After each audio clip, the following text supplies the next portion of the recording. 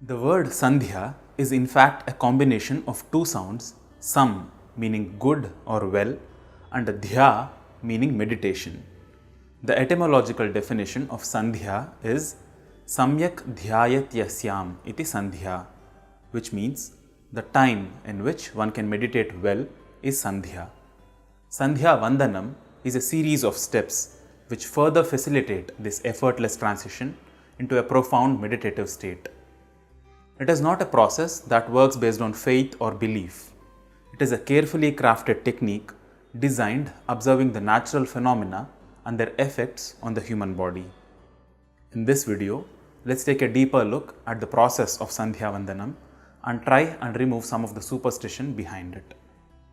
The Sanskrit channel is an effort to explore a vast variety of topics from original Sanskrit literature. If you wish to support this effort, consider becoming a sponsor on Patreon or make a one-time contribution through these options. Your support will help us create more of these videos more frequently on more number of topics. Do check out all the links in the description below. Today, Sandhyavandanam is widely understood as a routine ritual of worship one has to perform every day. Repeating any task without understanding its purpose and significance naturally turns it into a frustrating experience.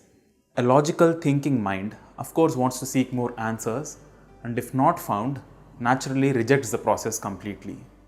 It is therefore very important to keep the understanding behind these processes alive and accessible to all.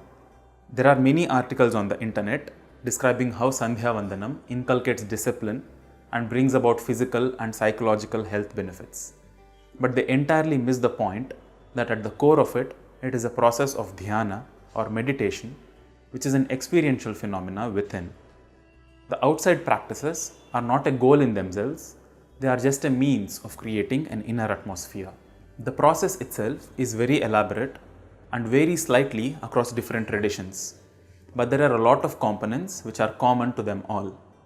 Let us now look at them step by step and understand their significance. The first and the foremost important component is kala, or the time in which the process is performed. There are certain times of transition in a day which have a significant impact on the human body. If one is sensitive enough, the physical changes occurring within the body during these transition times, called as sandhya kalas, can be felt very clearly. Usually, the transition times at sunrise, noon and sunset are used for Sandhyavandanam and are known by the names Pratah Sandhyavandanam, Madhyahnikam and Sayam Sandhyavandanam. The next component is asana, or the posture in which the process is performed. Postures which are most conducive for meditation, like Sukhasana or the cross-legged posture, Ardha Siddhasana, Siddhasana and Padmasana are employed. The next important component is Achamana, or consuming sanctified water. In this process, a small amount of water is taken into the palm and then sipped with a lot of reverence. Here, water is treated not just as a commodity to quench thirst, but as one of the most prominent building blocks of life, which influences the very way we feel and act on a daily basis. The next component of Sandhyavandanam is pranayama, or breath control. In this process, specific arrangement of sounds called mantras are synchronized with the breathing pattern. This process is conducted to a set ratio of inhalation, fullness, exhalation and emptiness called as Puraka, Kumbhaka, Rechaka and Shunyaka.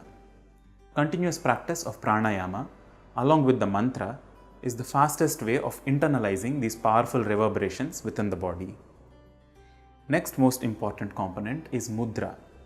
The literal meaning of mudra is a seal. These are specific hand gestures which align the energy system or the nadi vyavastha of the body in a certain way.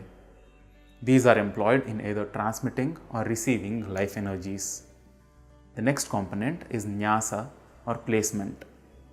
This is the act of chanting specific mantras and focusing on various parts of the body, either mentally or through touch.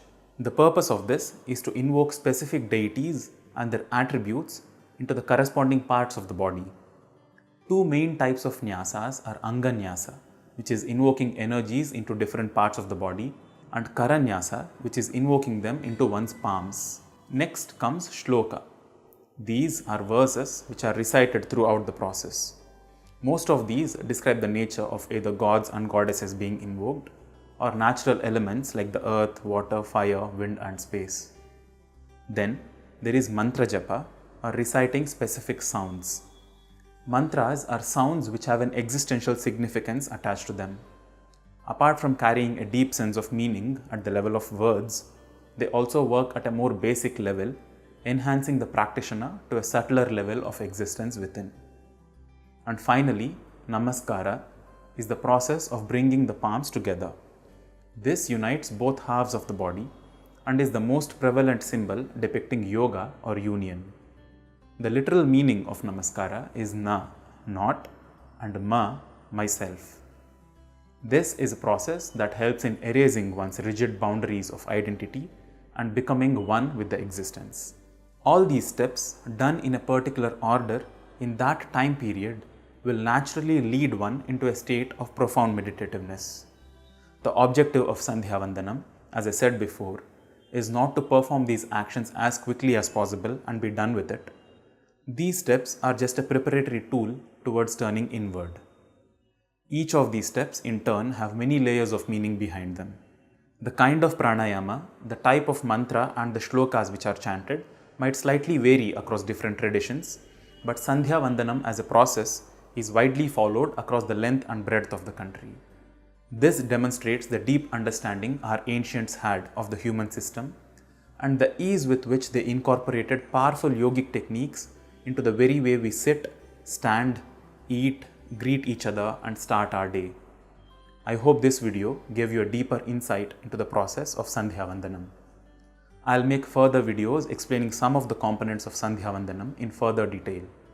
I've already made videos explaining the significance of the Gayatri mantra. You can watch them here.